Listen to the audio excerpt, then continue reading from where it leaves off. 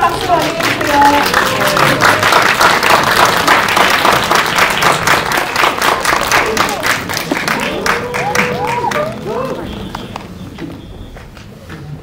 네, 감독님 배우분 먼저 인사하고 착석하고 얘기를 나눠보도록 하겠습니다. 네, 안녕하세요. 안녕하세요. 저 마블 비디오를 연출한 윤준영입니다. 그 영화 재밌게 보셨으리라고 기대하고요.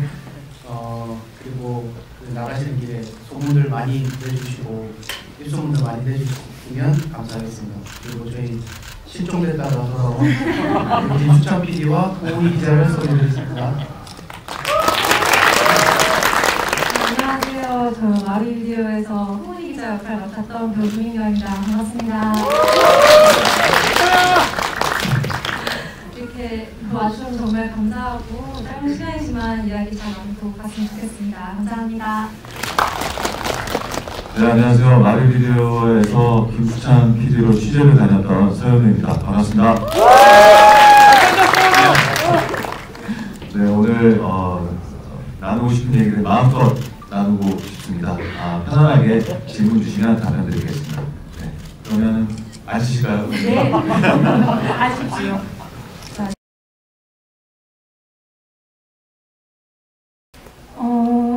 저는 일단 그 폐가로 나왔던 데는 실제 폐가여가지고 진짜로 많이 그늘져 있어서 좀 많이 춥기도 하고 어둡기도 해서 깜깜한 채로 이제 들어가야 될 때는 좀 많이 무서웠던 것 같고 마지막에 이제 제가 변하고 나서 그 아이들 사진이 많이 있던 성황당 안에 제가 이제 김수찬을 기다리면서 혼자 있었던 순간들이 있었거든요.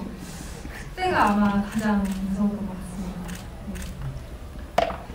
저도 마지막에 그 민경 배우가 혼자 성황당 그 옆에 사과를 먹으면서 기다리고 있을 걸 알고도 들어갔는데 일단 첫 번째는 거기 혼자 있다는 것 자체도 무섭더라고요. 근데 그거를 아무렇지 않게 기다리고 있었다는 것도 무섭고, 근데 거기 진입을 할 적에 거기 그 사진들이 증명사진들이 이렇게 몇 개 있잖아요. 근데 그게 자꾸 조금 헛것이 보이는 듯한 느낌도 있었고 굉장히 좀 무서웠던 것 같아요. 실제 공포물을 찍고 있다고 생각을 했지만 그게 약간 망각이 되는 순간도 있었고 되게 좀 재밌게 찍었던 것 같습니다. 감독님이 연출하시면서 좀 첨언드리면 그 성황당 그 장소는 실제 수원인가 어딘가에 신발이 되게 세기로 유명한 실제 그런 장소이거든요. 거기서 실제 보수를 한다고.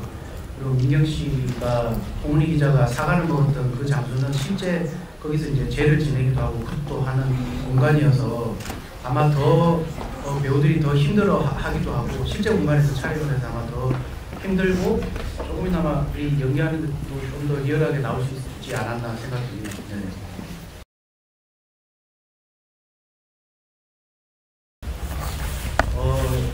사실 이 공포 장르이고 페이크 다큐에서 가장 그냥 성공의 관건이라고 하면 이게 얼마나 실제로 보여지느냐, 그리고 관객들 하여금 실제 상황이라고 착각하고 이 영화에 몰입할 수 있느냐 없느냐가 가장 큰 문제라고 생각을 하거든요. 그래서 이제 그런 부분들을 구현하기 위해서 제일 신경을 많이 썼고, 그래서 뭐 예를 들면 첫 번째 뉴스 화면이라든지 그다음에 동성장에서 찍혔던 뭐 사건이라든지 혹은 또 인터뷰들이라든지 이런 부분들은 최대한 정말 우리가 어디 뭐 그것이 알고 싶다나 이런 르포에 대해서 묵직한 그렇게 구현하려고 되게 노력을 많이 했던 것 같습니다. 네네.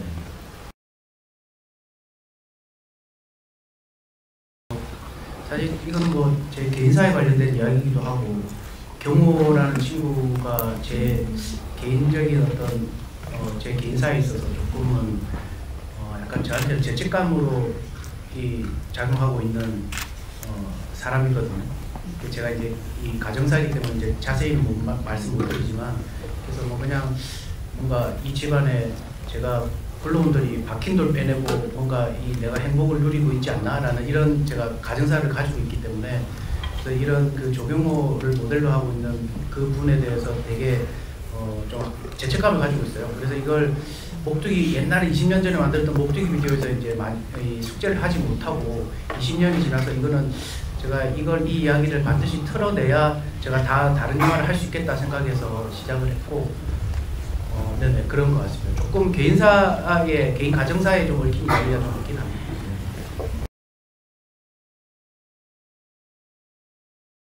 제가 이제 뭐 이게 예산이 많이 들어간 영화가 아니기 때문에요. 합성을 했어요. 그래서 이제 경호의 어떤 그 형상을 보고 뒷걸음질 치는 거를 계속 이 동물 이렇게 조련하시는 분들이 만들어낸 거고 이제 나중에 사체 같은 경우는 보면 이제 이 덤이라고 해서 인형 같은 거.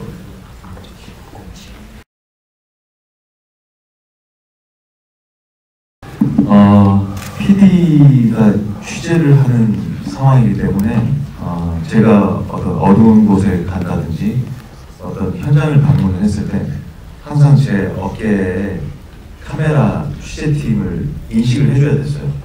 그래서 만일에 예를 들어서 뭐 테이블을 발견하면 테이블을 제가 발견하고 제 감정에 취하는 게 아니라 발견하고 한번 찍어주고 이런 신기한 호흡이 생기더라고요. 어딜 가도 뭐 어디 발견을 했어요, 장소. 그러면은 한번 카메라 쪽으로 목을 열어주고 이런 게 처음에는 조금 힘들었던 것 같아요. 아직 익숙치가 않아서 나중에는 이제 자연스럽게 카메라한테 이렇게 그리고 그것이 결국에는 보시는 관객 여러분을 좀 안내할 수 있는 어떤 장치가 아니었나 그런 생각이 듭니다.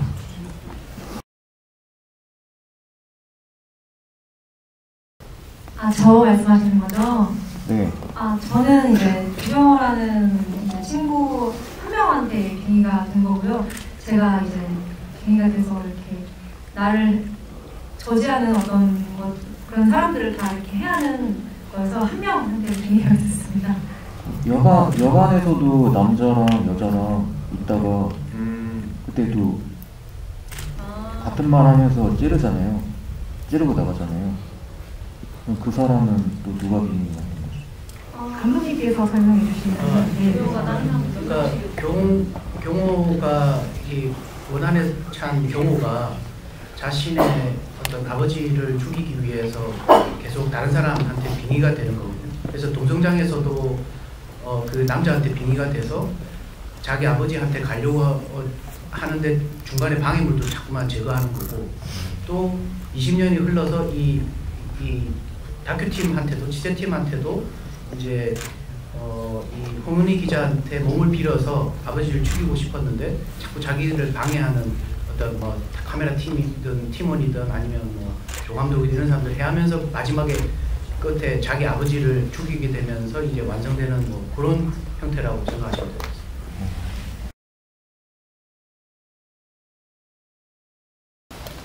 네, 어느 날 그 검찰청 지하자료실에 가면 재미난 어떤 그 영상물들이 되게 많지 않을까? 뭐 이런 생각을 했던 것 같아요. 뭐 연예인의 어떤 뭐 성추문에 관련된 걸 수도 있고 정치인들의 어떤 그런 성추문에 관련된 스캔들일 수도 있고 뭐 아니면 뭐 살인 사건의 어떤 뭐 우연히 찍힌 영상일 수도 있고 이런 게 지하에 있으면 검찰청 지하자료실에 있으면 이걸 끄집어내서 뭔가 이야기를 하면 재밌겠다라고 생각을 했고 그리고 일본 예능 프로그램을 파일럿을 만들 때 만들었다가 뭔가 재미가 없거나 혹은 그럴 때 이제 극비라고 붙여서 그냥 이 창고에 박아놓는데요. 그래서 그런 단어가 이제 마루이라는 단어인데 이 단어를 붙여서 뭔가 이런 그 마루이 비디오라고 뭔가 끄집어내면 사회적으로 굉장히 반향이 있을 것 같아서 끄집어내면 안 되는 뭔가 있으면 좋지 않을까?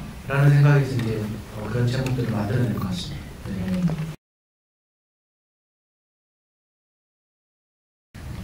일단 제가 이걸 할 수 있을까라는 생각을 가장 많이 했던 것 같고요.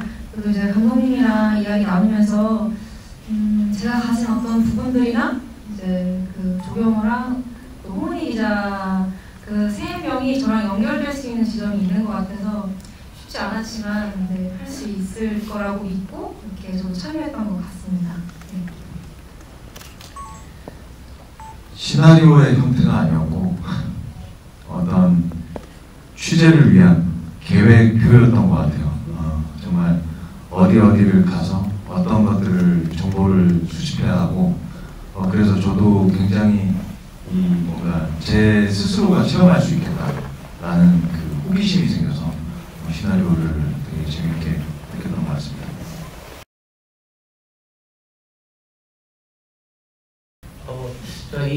이 마루의 비디오를 만들 때 그냥 그 조경호 군의 생각들을 그의 어떤 전사나 이런 이야기들을 되게 좀 많이 고민을 많이 했던 것 같아요.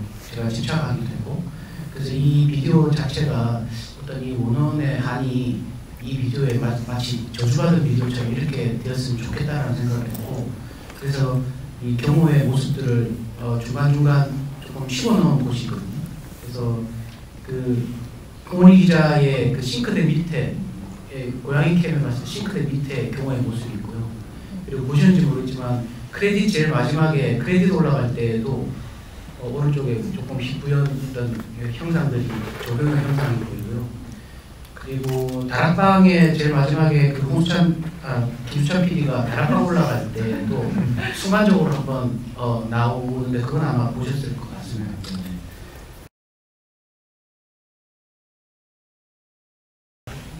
제가 지금까지 질문받은 것 중에 가장 심오하고 시나리오 단계에서 많은 질문을 받았던 것들인데요. 그냥 일종의 이 원원이 들어올 때의 신호 같은 것들을 약간 같은 패턴을 두고 그래도 관객들한테 눈치를 채게끔 해줘야 되겠다는 생각을 했고 그래서 원원이 들어올 때 그 돌멩이를 던지는 소리인 것 같아요. 창문에 탁탁 하고 부딪히는 소리. 예, 그런 소리고 그다음에 창문을 통해서 어쨌든 자기의 존재감을 드러내고 카메라든 비디오든 어딘가에 찍힐 수 있는 매체에 자기의 존재감을 드러내고 나타나는 형태여야 돼서 제가 그 유리창을 생각을 했던 것 같아요. 네. 그런 지점들이 좀 관객들이 약간 수미상관이라고 그러나요? 앞쪽에서 보았던 그런 패턴들이 또 느껴졌을 때 아 이제 나타나겠구나 경호의 어떤 그런 게 나타나겠구나라고 조금 긴장하면서 보실 수 있게끔 시작점을 만들어 드릴 수 있게끔 그렇게 이제 나름대로 설계를 했던 것 같아요.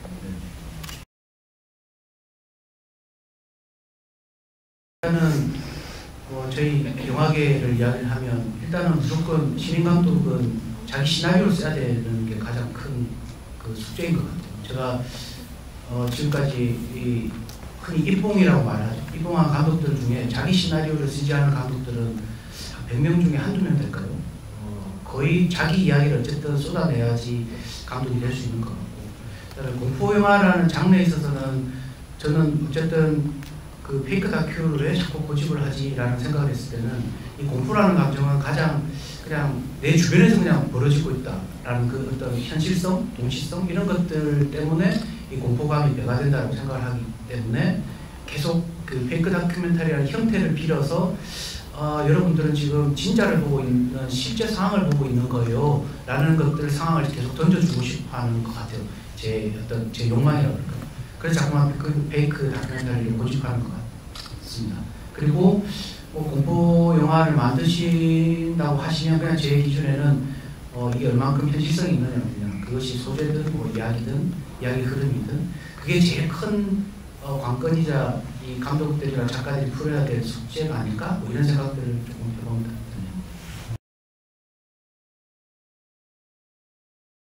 일단은 산을 뛰어다녀야 되기 때문에 많은 근육통을 효율적으로 가지고 있었던 것 같고요. 그런 거 외에는 사실 영화 촬영을 하기 전이 조금 더 그런 부담감 때문에 그런 좀 무서운 꿈이나 압박감을 받는 그런 꿈을 많이 꿨던 것 같은데 이제 영화 촬영 끝나고 나면 개운한 마음으로 네, 집에서 잠 잘 자고 그랬던 것 같습니다. 네.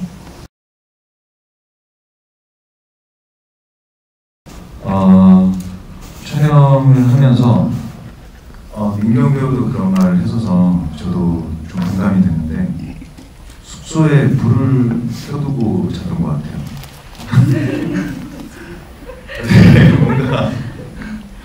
뭔가 이게 어떤 세계관이 구축이 되잖아요. 어떤 촬영을 하면서. 근데 계속 덕지덕지 뭔가가 자꾸 달라붙는 느낌이 들어서 그 말이 되게 저도 공감했거든요. 예전에 민경 배우가 얘기했었는데 숙소에 불을 항상 켰던 것 같고 그리고 저는 이따금씩 좀 헛것을 봤는데 그게 자꾸 조경호의 형태였던 것 같아요. 자꾸 그 생각을 하니까 제 심상에 자꾸 뭔가 생겨났던 것 같아요. 보통 뭐 공포 영화 찍을 때 뭐 실제로 그런 에피소드들 있잖아요. 저도 사실 뭔가 해프닝일 것이다 생각했는데 이게 본인이 저도 인간이고 하는 일이 이거에 집중하는 거다 보니까 자꾸 뭔가 제가 실제로 카메라로 뭘 담으려고 할 때도 자꾸 얼핏설핏 이렇게 뭔가 출연하는 것 같은 느낌을 자꾸 받았거든요. 네. 어떠셨나요? 네, 저도 약간 그런 이전에 말씀을 드렸었던 건데 촬영지에 가면은 이제 숙소 생활을 좀 하거든요. 숙소에 있었을 때는 좀 이렇게 폐가 같은 것들이 되게 어둡고 습하고 좀 그늘져가지고 조금 기분이 안 좋다는 느낌은 들었는데 그게 왠지 이제 집에 이렇게 숙소에 들어왔었을 때도 지금도 조금 그렇긴 하는데 그때는 일단 그 간접들은 항상 켜놨고요. 거울이 진짜 제가 자는 위치에서 절대 보이지 않게 이런 식으로 맞아요. 여러분 숙소에 보면 호텔 같은 데 거울이 많잖아요. 저는 거울을 다들 틀어놨어요. 그리고 특히 이제 굿판 씬을 많이 찍었잖아요. 민경 배우가. 그래서 저는 이따금씩 계속 물어봐 줬거든요. 민경 괜찮아? 괜찮아? 이러면은 처음에는 선배 괜찮아요 하다가 나중에는 괜찮아? 이러면 네? 괜찮아요. 그러는데 뭔가 자꾸 정신이 되는 듯한 느낌을 받아서 정신 차려야 된다고 계속 얘기해 줬던 기억이 납니다. 약간 저도 굿할 때 되게 신기한 경험을 했던 게 이제 코스를 한참 찍고 쉬는 시간에 이제 제가 이제 그냥 앉아서 굿판 앞에서 쉬고 있었는데 민경 씨가 갑자기 와서는 한 10초가량 저를 이렇게 내려다보고 갔어요. 그래서 제가 얘가 촬영 현장에 불만이 있나? 왜 이러지? 그러고 그냥 넘어갔었는데 촬영 다 끝나고 물어보니까 그 기억을 못 하더라고요. 그래서 이 장난치나 아니면 뭐 진짜로 그러나 뭐 약간 좀 그런 섬뜩했던 기억이 좀 있긴 한데요.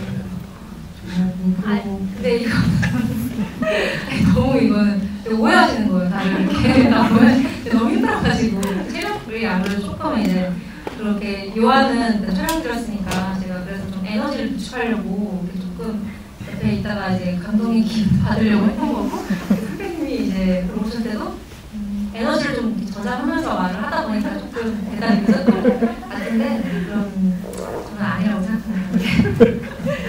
네. 제가 그냥 그 시나리오를 쓸 때는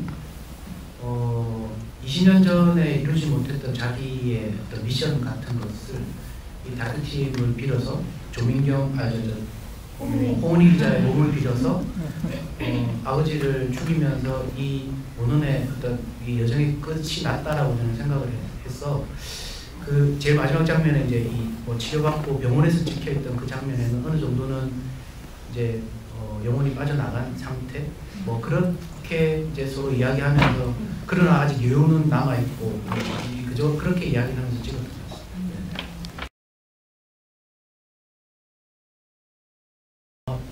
그 영화 후반부에 보면 월 5일날 기도 도량터에서 살인 사건이 일어났던 이야기를 하잖아요. 그게 이제 요한방에서 여자친구를 죽이고 그 기도하는 도량터로 찾아간 그 남자 아이의 이야기거든요. 그게 뉴스가 된 거거든요. 어쨌든 똑같은 미션을 수행하는 거죠. 20년 전에, 30년 전에도 동성장 요한방에 있었던 그 남자애도 조경호의 어떤 원혼이 빙의가 돼서 매일 5월 5일이면 그 아들을 찾아오는 아버지를 죽이기 위해서 감사에 갔던 거고, 그다음에 30년이 지나서도 홍은희 기자의 몸을 빌어서 아버지가 오는 그 5월 5일 날 가서 아버지를 죽이기 위해서 갔던 거고, 그래서 그렇게 생각을 해주시면 되는데 이것까지 연결이 안 되나 봐요. 제가 이거는 제가 너무 궁금해서 어느 정도 이해를 하시는지가 그게 약간 선명하게 오시지는 않았던 거예요. 네, 알겠습니다. 저희 그러면은 이제 많은 궁금하신 사항이 있겠지만 그건 SNS에 올려주시면은 아마 관객들이 같이 저희가 이제 질의응답하는 그런 시간을 갖도록 하고요. 마지막으로 이제 감독님부터 인사 말씀 부탁드리겠습니다. 네, 모든 영화들이 스태프, 배우분들, 모든 관계자분들이 열심히 뭐 만들라고 이야기를 하죠. 근데 이제 저희 영화는 또 저예산 영화에 정말 척박한 환경 속에서 열심히 만들었으니까요. 넓은 마음으로 봐주시고 댓글 좋게 많이 달아주시면 그래서 이제 저희 조금이라도 조금 이 영화를 많이 봐주십사 하고 부탁드리겠습니다. 네, 감사합니다. 이제 날씨가 많이 풀려서 그래도 이렇게 마지막까지 이렇게 마지막 겨울의 서늘함을 느껴주시기 위해서 오셨는데 이렇게 집에 돌아가셔서는 이제 따뜻한 봄 맞이하셨으면 좋겠고 따뜻한 댓글도 써주시면 정말 감사할 것 같습니다. 감사합니다. 네, 오늘 보신 이 영상은 저희가 정말 전국을 방방곡곡 돌아다니면서 찍었던 것들이 한 3분의 1 정도로 축약된 것들이에요. 그 정도로 감독님께서 고심해서 선택한 어떤 이 영상이었고 정말 많은 스태프들하고 정말 고생 많이 했던 작품이거든요.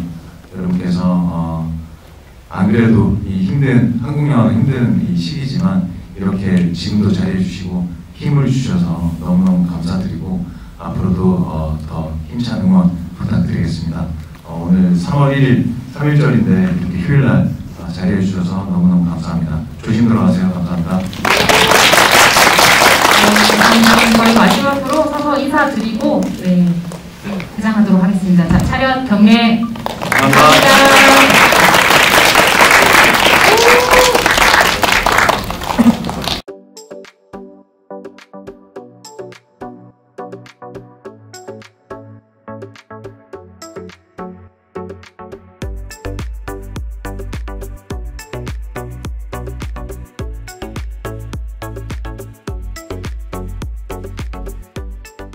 정말 이 영상을 담아야 한다.